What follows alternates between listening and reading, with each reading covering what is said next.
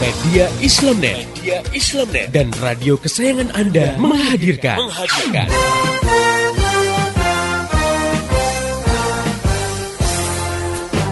Voice of Islam.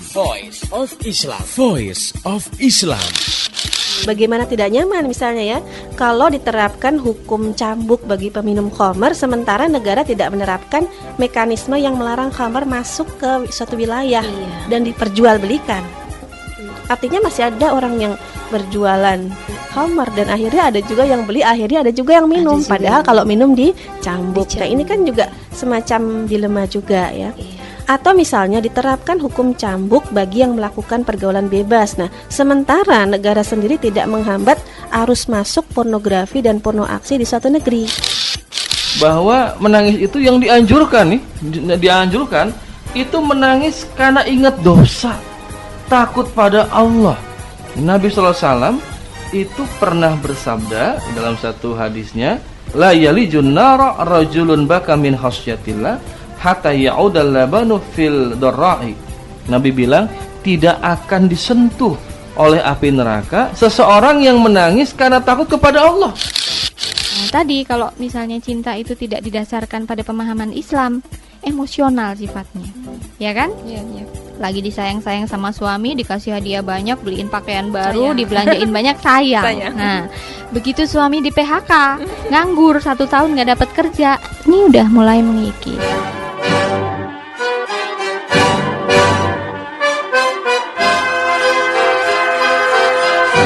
Voice of Islam.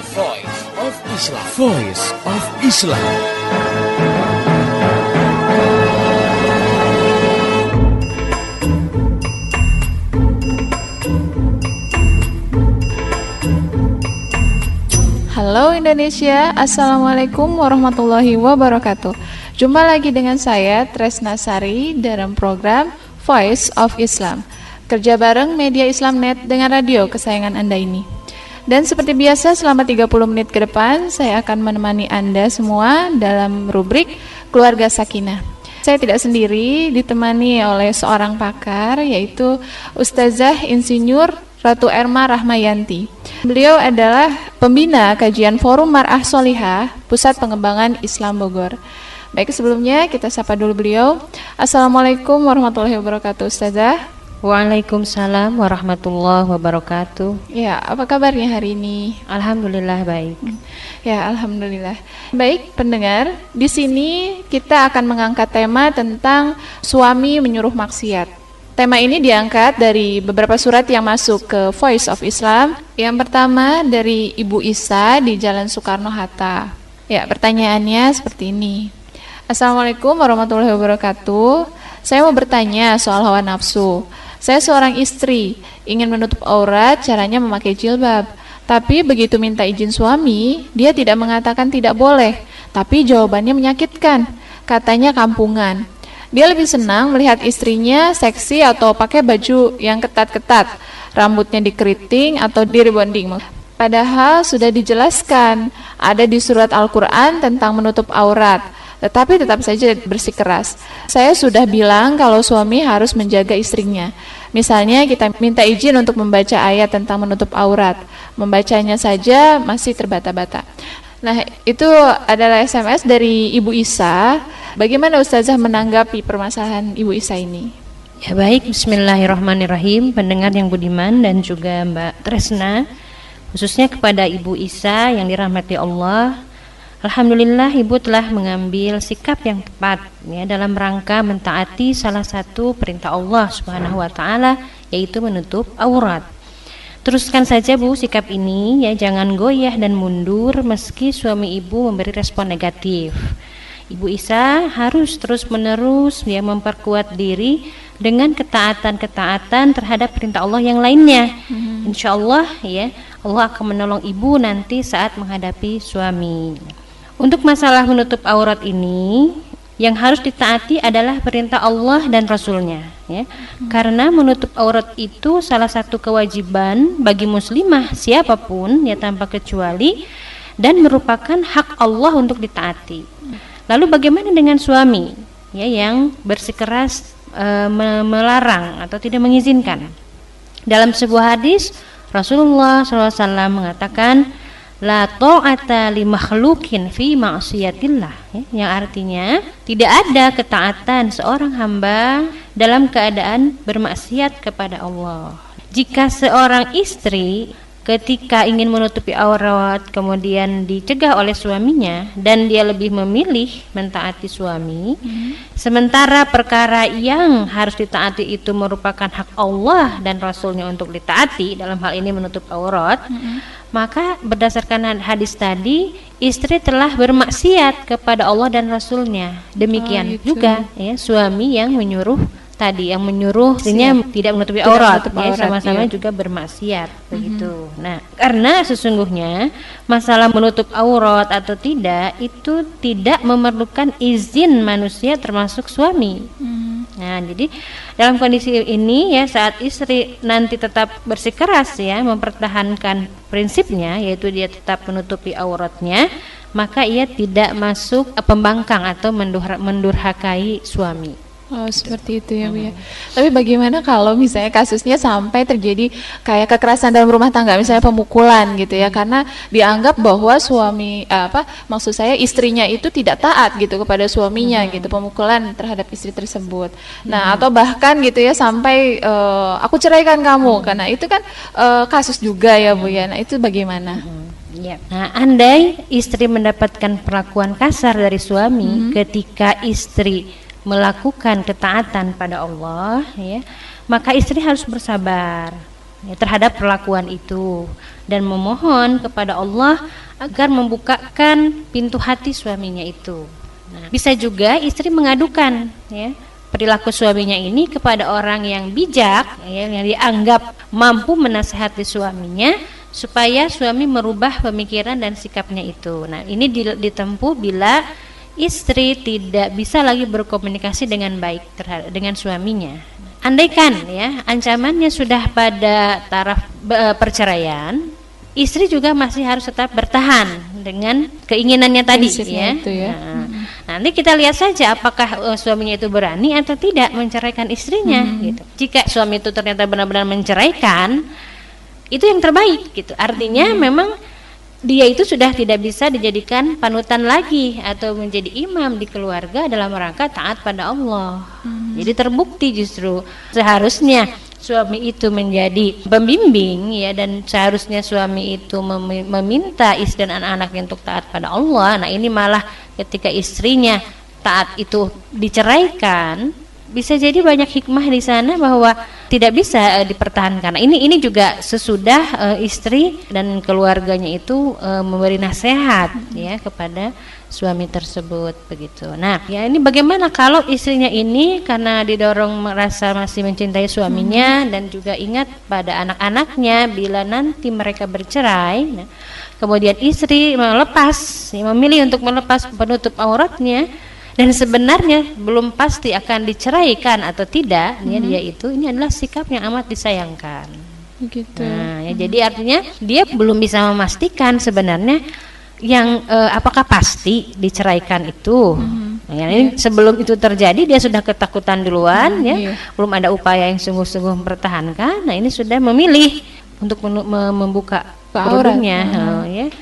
Nah, itu adalah sikap yang amat sangat disayangkan gitu ya. Nah, namun ini kalau ancamannya sudah pada taraf nyawa, yaitu suami mengancam akan membunuh istrinya, Masya Allah, gitu ya. Nah, ini memang keterlaluan gitu ya.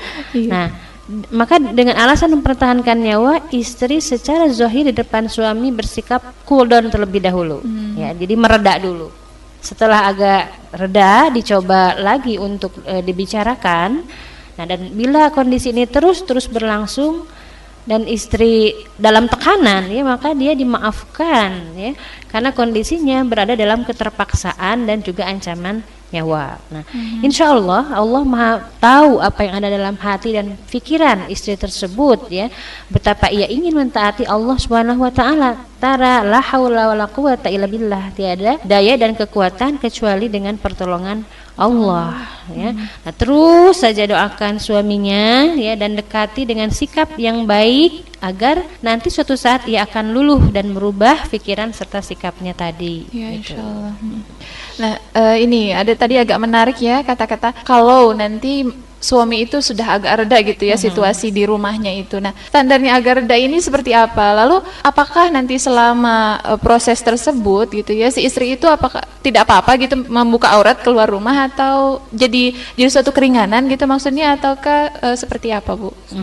Iya, gambaran ya hubungan suami istri itu sudah bisa berlanjut dengan baik itu ketika sikap masing-masing sudah tidak emosional, ya. Jadi sudah diajak berbicara, sudah bisa berpikir jernih, ya, objektif, ya, tidak mendahulukan amarah gitu. Nah, dalam satu situasi begitu, maka hujah-hujah yang berasal dari firman Allah dan hadis Rasulullah untuk mengingatkan suami tentang kekeliruannya itu insya Allah akan tepat.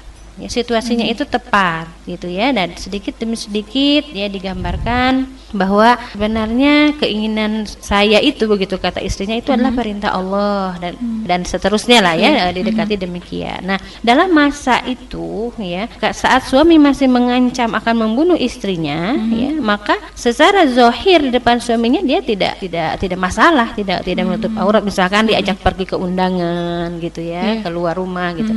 Nah, tapi bila mana nanti suaminya sedang tidak ada umpamanya ya, dan dia akan keluar rumah, ya dia karena tidak ada dalam kondisi tekanan, dia harus menutup auratnya gitu. Jadi yang dimaafkan itu pada saat dia dalam kondisi tekanan, ya, ancaman untuk dibunuh. Misalnya kemana-mana suami bawa pisau gitu, jadi takut kan misalnya. Seperti itu. Nah, gambarannya begitu. Oh iya seperti itu.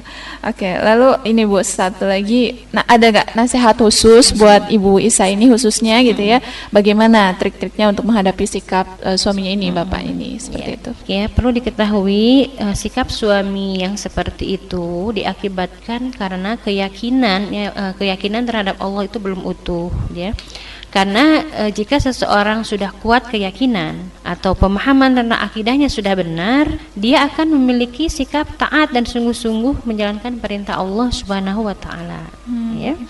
Firman Allah dalam surat Al-Baqarah, ya a'udzubillahi minasyaitonirrajim, kullun amana billahi wa malaikatihi wa kutubihi wa rusulih la nufarriqu baina ahadin min rusulih qalu sami'na wa ata'na ghufranaka rabbana wa ilaikal masir, ya.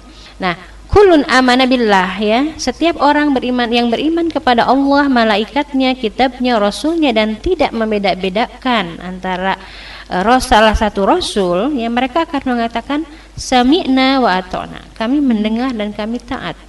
Ghufranaka, ya Allah, ampunilah kami ya Tuhan, ya, wa ilaikal masir, dan kepadamu kami kembali. Nah, itu sikap orang-orang yang benar-benar mengimani Allah dan Rasulnya, ya, kitab-kitabnya, ya, nanti akan terbentuk sikap taat pada orang itu, gitu. Nah, bagi suami yang, ya, seperti tadi gambarannya, maka perlu dilakukan pendekatan yang cukup intensif, ya, dalam rangka memperkuat akidahnya. Nah, seperti diajak kembali, ya, untuk berdiskusi siapa sih kita ini, gitu ya, dari mana kita berasal, untuk apa sebenarnya kita hidup di dunia, dan kemana kita akan kembali.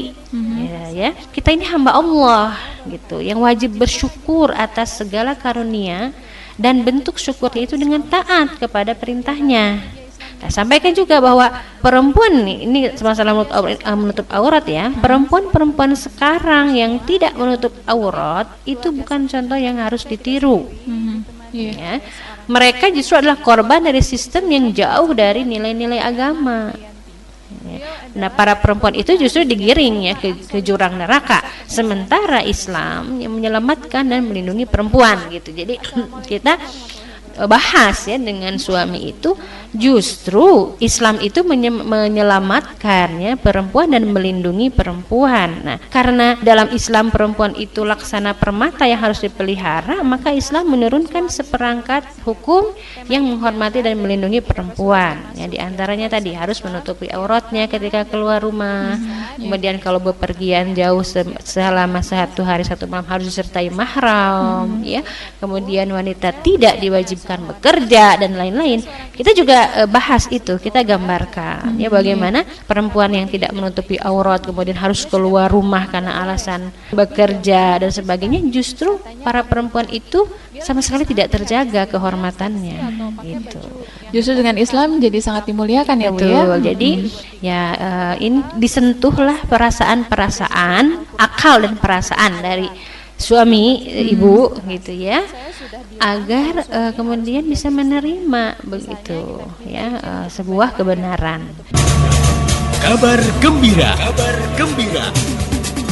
Voice of Islam bagi-bagi hadiah, bagi-bagi hadiah. Voice of Islam bagi-bagi hadiah. Assalamualaikum warahmatullahi wabarakatuh. Pendengar yang budiman, saya Latifah Musa mewakili seluruh kru Voice of Islam mengucapkan terima kasih atas perhatian, dukungan, masukan, kritik, dan saran dari Anda. Untuk itu, izinkan kami mengungkapkan rasa terima kasih kami dengan memberikan hadiah kepada 20 orang pendengar terpilih. Pendengar yang budiman cukup mengirim SMS ke 0856 9492 4411. Ketik nama dan alamat lengkap Anda. Ketik juga nama radio kesayangan Anda ini, berikut pada jam berapa Anda biasa mendengarkan acara Voice of Islam. Pemenang akan kami umumkan pada bulan Desember 2007, dan bingkisan hadiah bisa Anda ambil di radio kesayangan Anda ini. Kami berharap kehadiran Voice of Islam bermanfaat bagi kehidupan Anda dan turut memecahkan masalah-masalah yang mencekik bangsa ini. Dengan Islam, kita raih solusi untuk masa depan Indonesia yang penuh berkah. Mohon doanya, mohon dukungannya. Assalamualaikum warahmatullahi wabarakatuh.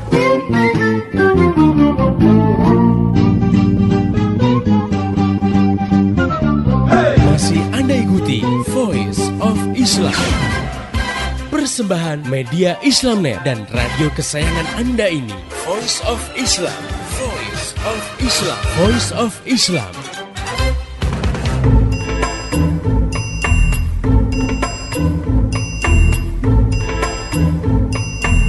Masih di Voice of Islam bersama saya Tresna Sari dan Ustazah Insinyur Ratu Erma Rahmayanti. Beliau adalah pembina Forum Mar'ah Sholihah Pusat Pengembangan Islam Bogor. Kita lanjutkan ke pertanyaan selanjutnya ya Ustazah.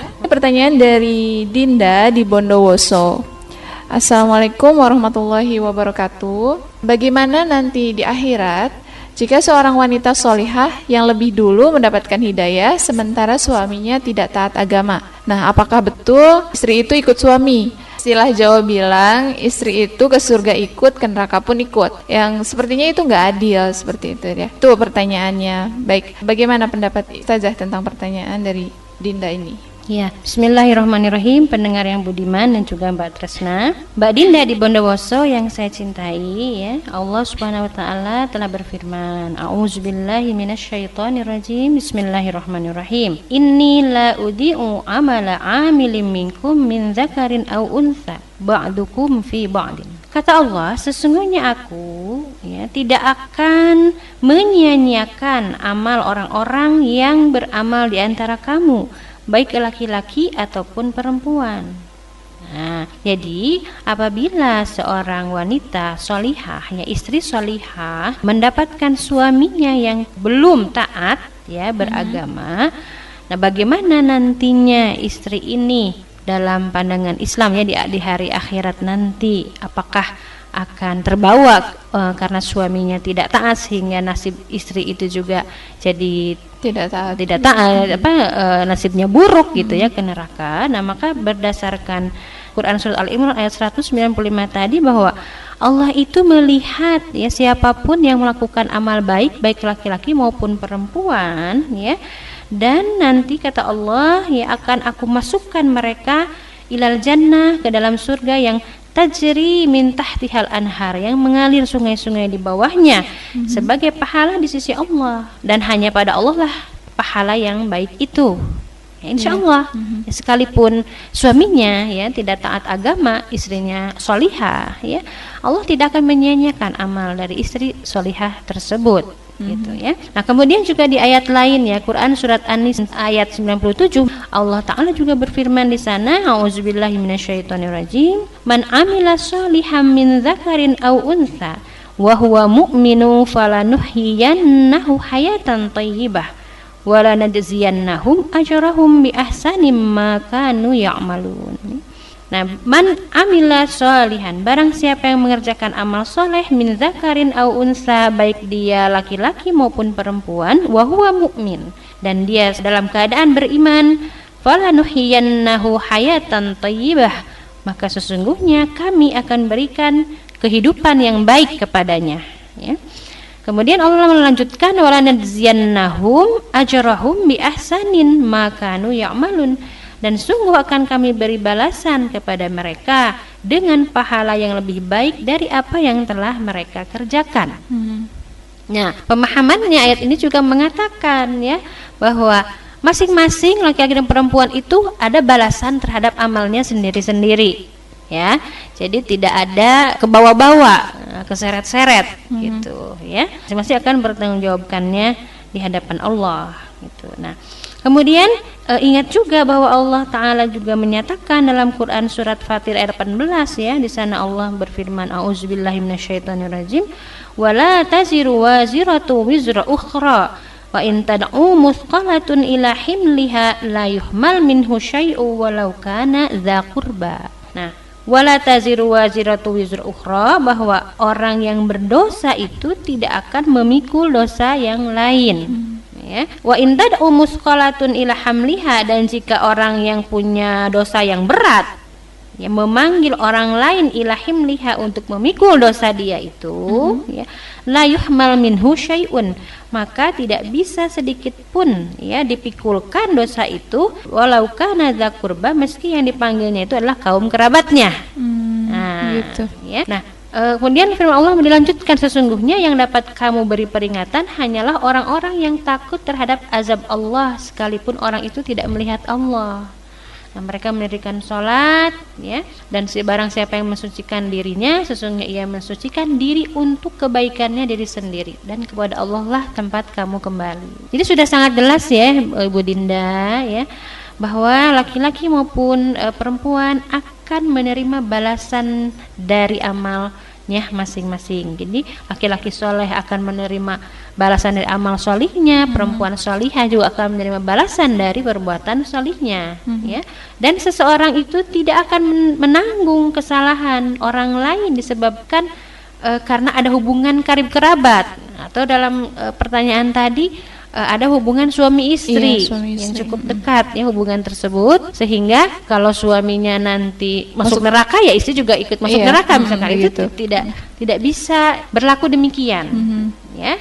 Nah, masing-masing akan mempertanggungjawabkan amalnya. Nah, barangkali ungkapan tadi ya yang dalam bahasa Jawa itu istri surga nunut neraka katut gitu ya katanya ya, itu hanya sebuah kiasan barangkali nih ya. Nah, ini mungkin yang lebih memahaminya orang-orang Jawa ya, ini sendiri, yang menggambarkan bahwa seorang suami itu merupakan pemimpin bagi istri dan anak-anaknya. Jadi sakingnya harus ditaati atau diikuti, sampai-sampai bersalah pun harus dicontoh. Ya, ini mungkin begitu ya kiasan ya. Tapi andaikan ya ungkapan ini nanti dimaknai sesungguhnya ya, dan pada prakteknya bahwa istri itu harus taat pada suami sekalipun suami itu menyuruh berbuat maksiat, itu tentu saja keliru besar. Ya, dalam hal ini tidak dipakai gitu ungkapan itu tuh tidak ada landasannya, dan kalaupun itu berangkat dari istilah Jawa dan ternyata diberlakukan dalam suatu masyarakat dan dianggap adat atau kebiasaan, maka sesungguhnya penerapan adat itu tertolak oleh hukum syariat. Ya, tidak bisa dijadikan rujukan gitu ya. Memang ada ya nas ya, sebuah hadis yang menyatakan ya, Rasulullah SAW berkata demikian, seandainya aku boleh memerintahkan seseorang untuk menyembah pada orang lain, niscaya akan aku perintahkan para wanita bersujud pada suami-suaminya, karena Allah telah menjadikan hak bagi para suami atas istri-istrinya itu. Gitu. Memang ada nas hadis yang menyatakan demikian. Tapi tentu kita bisa pahami dari nas ini ya, suaminya itu yang dikatakan telah memiliki hak atas istri itu adalah suami yang memerintahkan berbuat baik, suami yang taat pada Allah, sehingga ketika suami ini diberikan amanah untuk mendidik, membina istrinya dalam rangka taat pada Allah, ya mestinya ada kewajiban istri untuk taat dan hak suami untuk ditaati dalam rangka menjalankan perintah Allah. Nah, itu konteksnya demikian. Tapi kalau konteks nas ini digunakan bahwa apapun kondisinya istri itu mutlak taat pada suami, baik suami itu menyuruh maksiat atau tidak, itu penerapan nas yang keliru. Gitu ya. Karena apa? Karena ada nas lain yang menyatakan bahwa la ta'ata li makhlukin fi maksiatillah. Tidak ada ketaatan terhadap hamba ya dalam keadaan dia bermaksiat kepada Allah. Gitu ya. Nah, jadi bagi Ibu Dinda, yakinlah ya bahwa Allah tidak akan berbuat zalim terhadap hamba-hambanya ya, wa makana lizalimina lil ibad ya. Jadi wanita soleh mendapat balasan sendiri karena amal perbuatannya. Nah, andai kata suami dari istri tersebut belum taat beragama dan umpamanya sampai akhir hayat suami itu tetap begitu ya, tidak dalam ketaatan, maka ibu sama sekali tidak terkait dengan persoalan ini ya. Terlebih bila sepanjang ibu berumah tangga dengan suami tersebut sudah sungguh-sungguh yang mengingatkan dan tidak bosan-bosannya ya terus mengingatkan suami. Nah, dalam hal ini ya ada sebuah contoh yang bisa kita jadikan panutan ya, untuk juga direnungkan bagaimana Siti Asia ya, istri Fir'aun yang kafir itu yang takabur terhadap Allah ya, beliau tetap dalam kesolihannya. Nah, ini moga Ibu Dinda juga bisa bersikap seperti itu ya. Tapi tentu saya yakin Ibu Dinda ini suaminya insya Allah solih ya, gitu. Amin Ibu ya. Ya begitu mungkin ya Ibu Dinda yang ada di Bondowoso, mudah-mudahan bisa jawaban dari Ustazah Ratu Erma bisa meyakinkan ibu bahwa insya Allah gitu, jika kita terus berusaha untuk mengajak kepada suami kepada ketaatan, insya Allah ya. Oke, untuk pendengar yang budiman, mudah-mudahan jelas dari tanggapan Ustazah tadi. Semoga Allah menolong kita semua dan menjadikan kita muslim yang baik dan terhindar dari perbuatan yang maksiat. Oke, pendengar yang budiman, jika ada masukan ataupun saran kritik, Anda bisa SMS ke 0856 9492 4411 atau bisa juga melalui email ke mediaislamnet@yahoo.com. Jika ingin mengetahui tentang Voice of Islam dan radio-radio yang menyiarkannya, bisa diklik di www.gaulislam.com.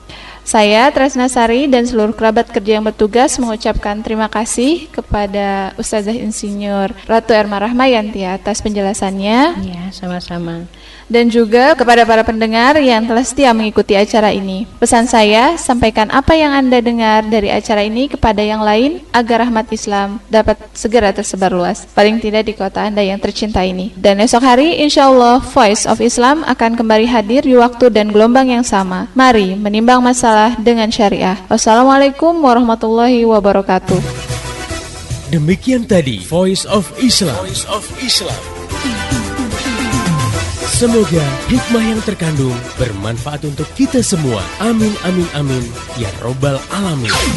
Kembali bisa Anda dengarkan Voice of Islam. Voice of Islam menghadirkan topik-topik seputar kehidupan kita esok hari di waktu dan gelombang yang sama.